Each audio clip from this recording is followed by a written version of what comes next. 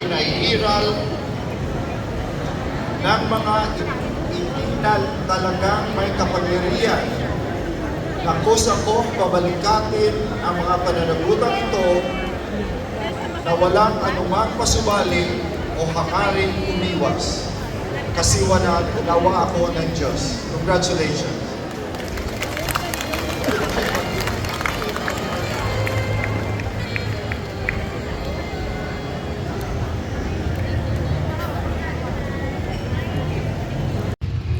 Well, here I am right back at the bike, right where you last seen me at.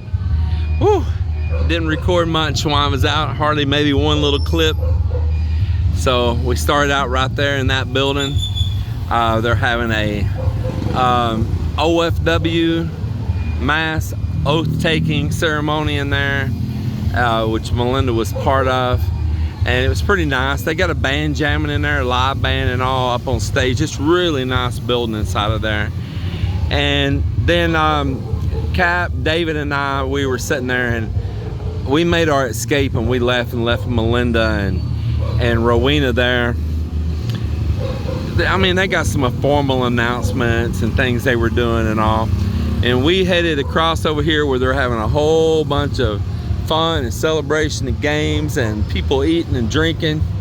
And we went over and I ate some Sig, and David and I, we drank some beer and had a good time. And I said, look, I had 1.5 beers and David had 7. Big difference. And I said, I wrote Melinda that I need to go on home. There goes Mel right there. Yeah, there goes Miss Melinda right there.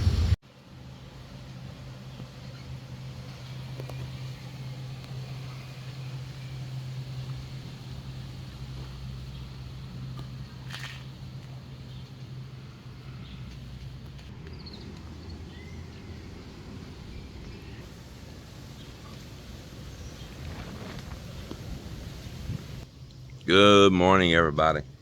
Good morning to another beautiful day here beachside in the Philippines. I just woke up. I probably look like I just woke up. Come down here to the canteen because I make coffee upstairs sometimes, and she has coffee made down here too. And then it ends up going to waste at one place or the other. So I said, I'll just head down to the cantina because she probably got coffee made down here. But to my surprise, she didn't. So she actually is about to make some. She told me hold on, and then I think we're gonna go for a little walk out on the beach. So I'm up here at Steel Metal. This is our second trip here today. We came before lunch and I got a price on the 6x2 by 1.5 mm galvanized, or they're not really galvanized, they call them GI purlins. And so I got a price on them for 30 of them.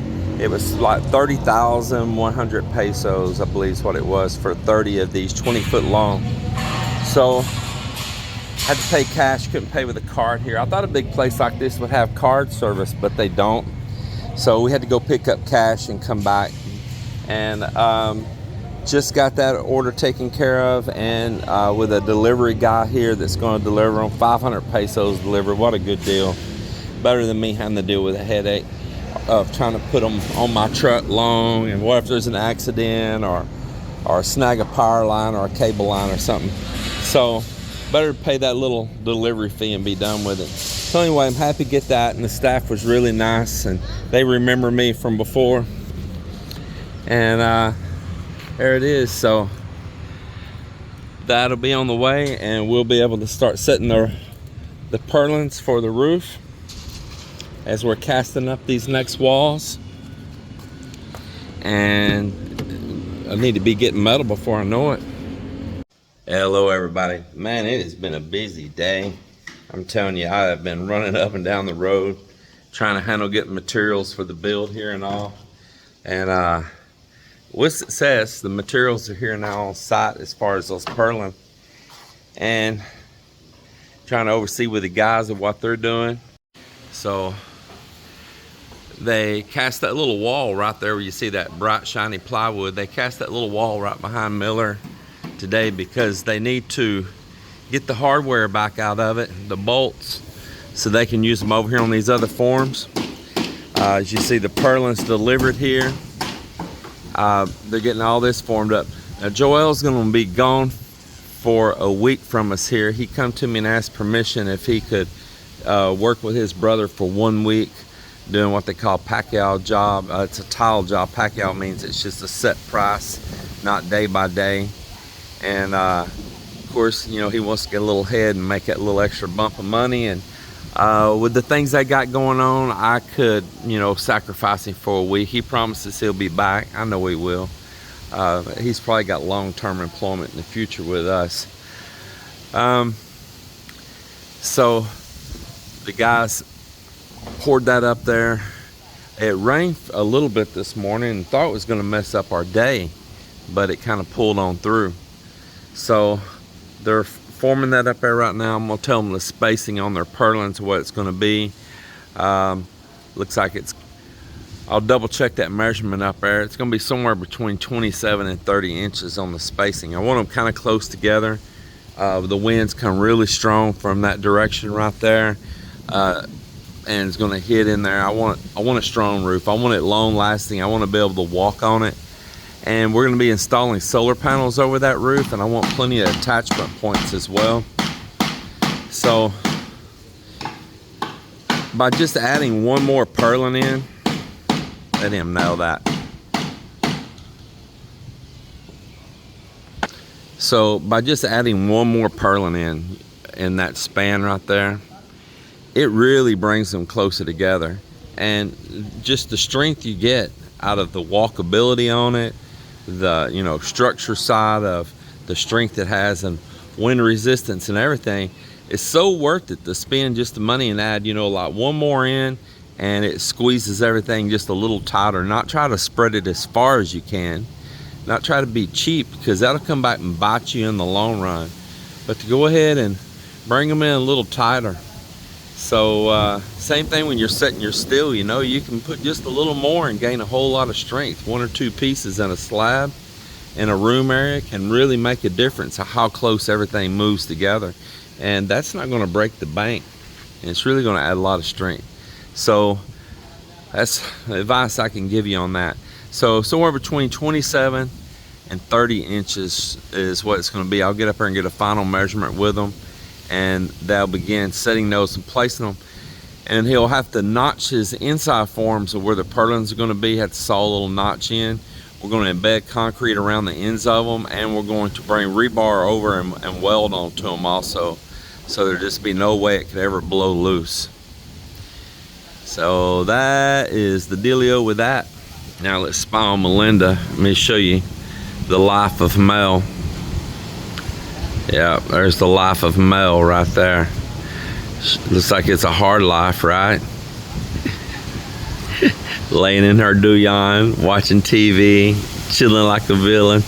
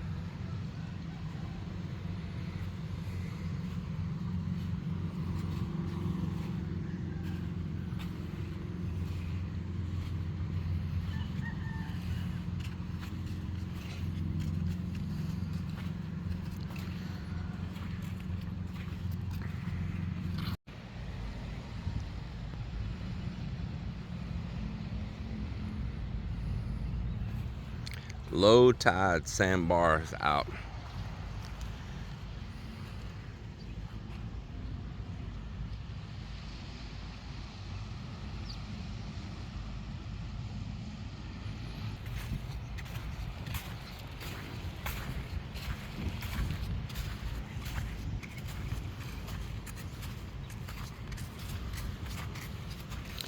So Melinda still got her Santa's helpers pants on. She's still trying to be a little elf.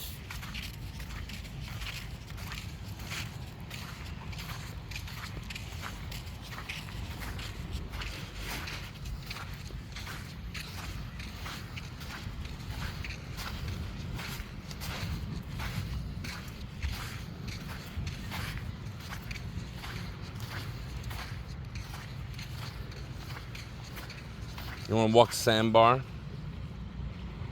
let's go back there.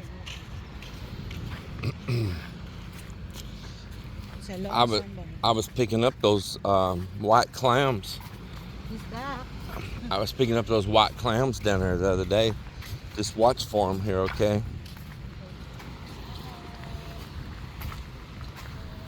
Yeah, there's this dog following us around. Kind of a stray dog. I don't know if it's somebody's pet or not, but he's a kind-spirited little dog, though. Like me. He's kind-spirited like me. But also stray dog.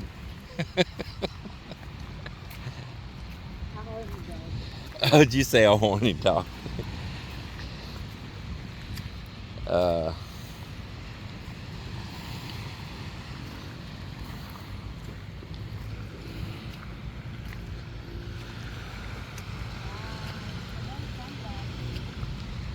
Yeah.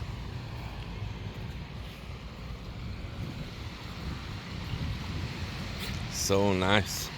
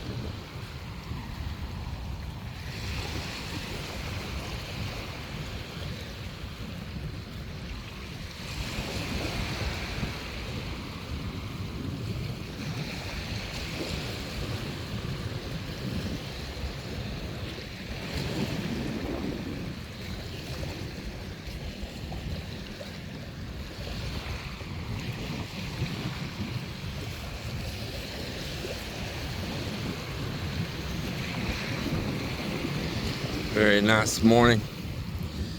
Apparently we got a little bit of rain last night. I'm telling you, we are still running a little bit of a deficit of rain. We're not getting what we normally do.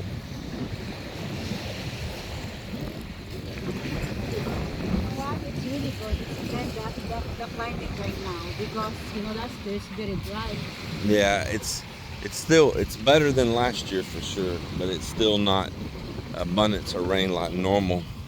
It's time of year that's perfect for boating and all, and we'll be putting the sea ray out quite a bit and maybe letting it float out a night or two here and there, so I can just get up in the mornings, leave out early, and head like over to Gimmer's and all. So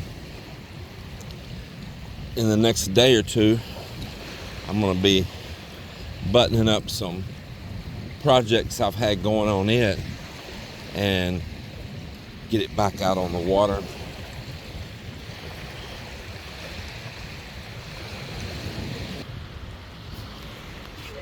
It's a kind of crab. There is one people just throw it away. You see that? Oh, this too. See that?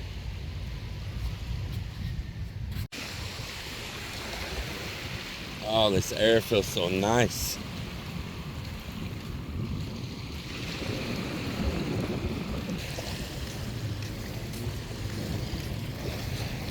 Any luck? There's four. Small luck? Oh, a little bit of luck, yeah. Gusaw. See, it's a salted.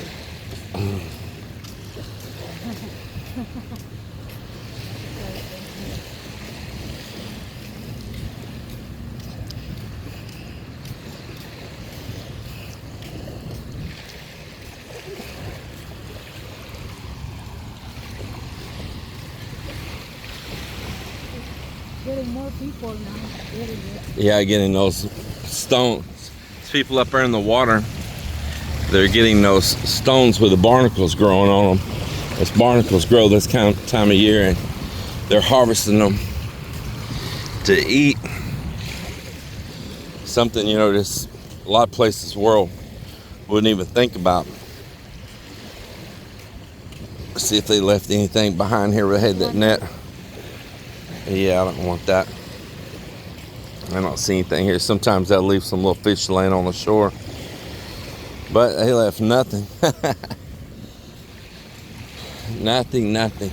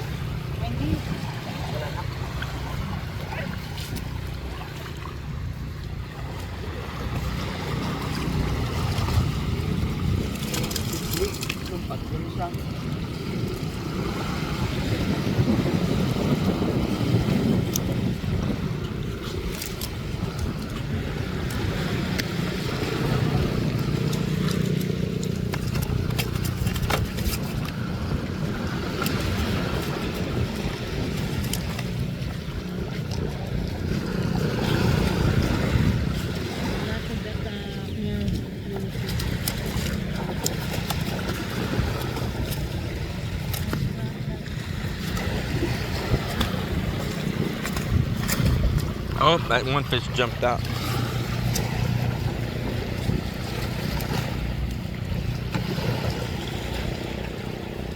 Ay, itlog.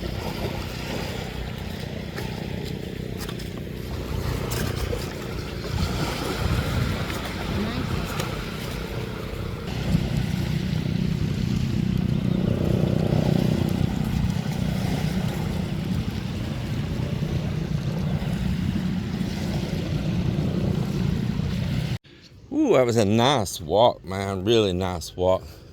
Yeah. So I'm gonna feed these fish. They're following me around the pond wherever I go. There they are.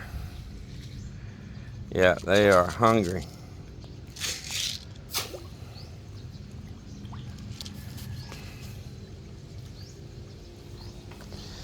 Those hybrid ones, that, man, they're like those 45-day chickens. They're at a growth period that you just need to keep the food going to them. They're just, conversion rate's really high right now.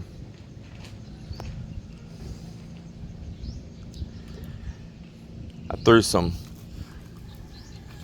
little breeds of shrimp. I forget what you call those shrimp. Those that snap real hard, you know, they can cause a little plasma blast around. They snap real hard. And I threw those in there, and man, those tilapia were trying to grab them and eat them as fast as I could get them in the water. They got away though. They got away from the tilapia. I put some more little small baby crabs in here, but it's not about harvesting crabs and eating them. It's just about people seeing these creatures running around in here. There will be a time we'll have to eat some of those tilapia though, and those milkfish. There will be a time. But a lot of it's just for the ambience. Just for the enjoyment of it. rained a little bit, and I see the water line's up about 2 or 3 inches higher than it was yesterday.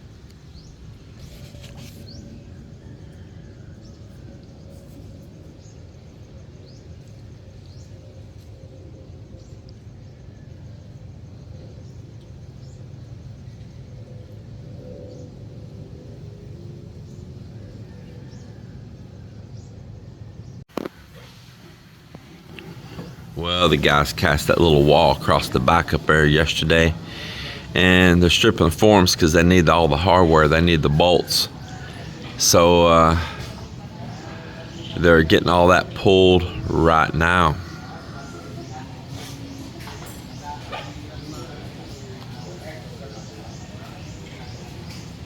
And they'll be taking these purlins and moving them up here in a little bit. It's really going to change, and they're going to tie steel, put the purlins in place, and get them welded in place, and then they'll notch out around their form and everything for them, get it put up there, and prepare to start casting that first roof section coming on down the sides right here, and then they can jump over and move those forms and do the next two, and that'll have the purlins all the way across there then.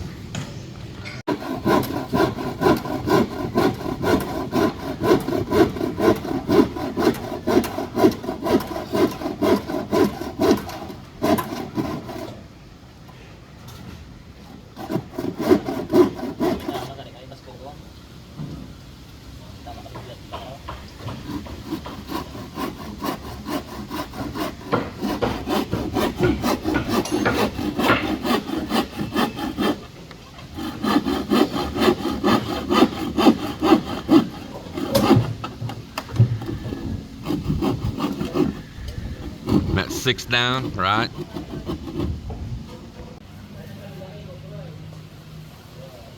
Hey, good afternoon, everybody. Well, today what's been happening, I'll tell you what's been happening. I got the guys lined out up there this morning how to do those purlins right there, and showing them how to get all that started. They didn't quite understand what I was wanting, so I had to get up there and just show them firsthand. Knew once I kind of got them, their mind wrapped around what I'm thinking, that they would just go with it, and they did. Knew they would. And so they're up there getting those rafters set, man. Look at that. There'll be a roof on it in no time. So had that going on. We've got a guest that came in from Canada, and he's originally a Jamaican, and really nice gentleman, and his significant other, and he used our bolo out here, and he was chopping open coconuts, man. You know, normally we don't get a guest that's chopping open coconuts, but he wanted to, and I'm like, okay, you know, because we're worried about somebody getting hurt. And man, he said, listen, I'm not originally Canadian, I'm Jamaican. I said, oh man, you know what's up then. Here, you take the bolo, you know. And boy, he chopped it like a pro. He knew exactly what was up.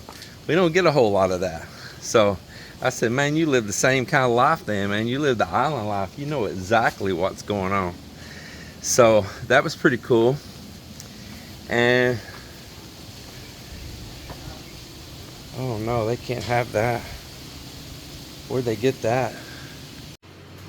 So what's happening here is this angle, we didn't cut the plywood all angled like that, but he's got a string pulling right there where it is on the other side, and it's going up, and that's the purlin set in.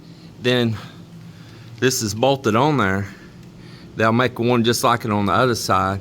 After they cast this wall, they can pull all of these pieces, these everywhere, and move it over here to this one and to the last one right down there, and it'll form the rest of it, so it'll get reused again.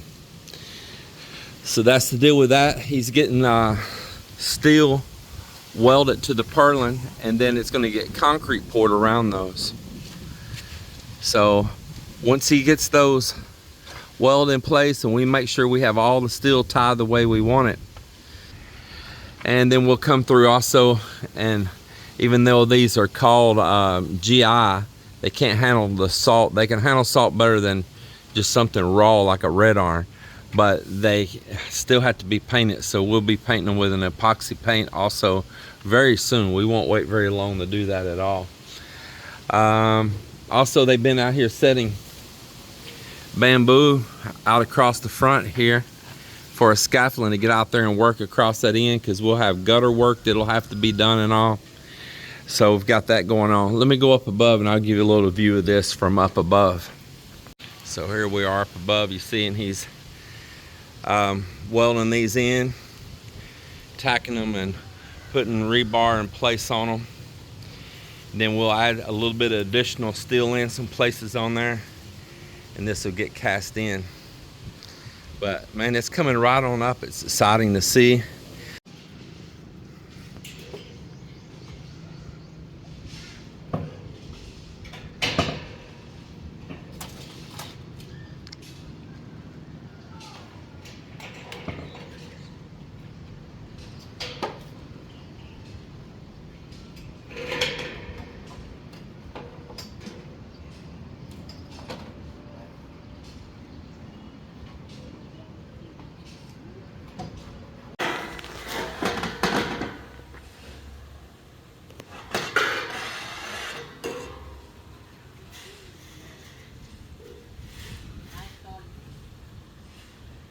Garwa-garwa lang.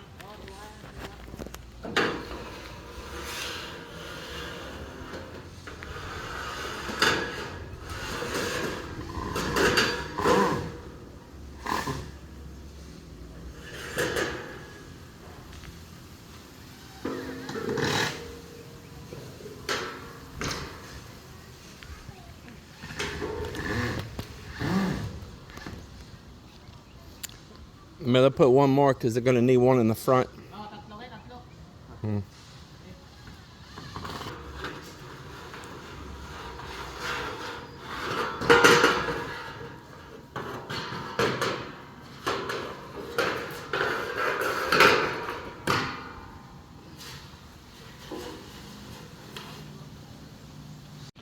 All right, so we got some little project going on here at the pond again. Temporary measure. Another experiment. Oh, look at that beautiful evening, man. So what we got here, I can put it down here.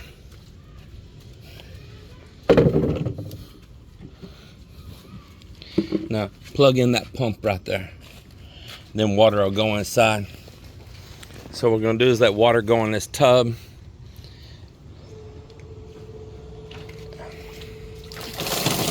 There it goes. I'll let it run in there for a little while. And then, see those little shrimp?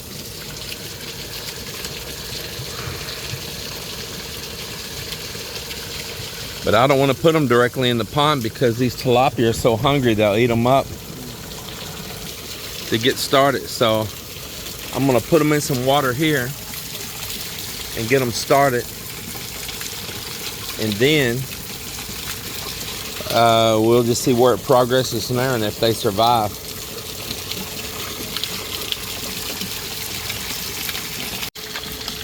So I think I'll just set them in here, adjust it, but I don't know how many is in that bag. There's a bunch down in there, but he said it started out with more, but some of them didn't make it. So we'll see. We'll let that temperature adjust for a minute, not just shock them.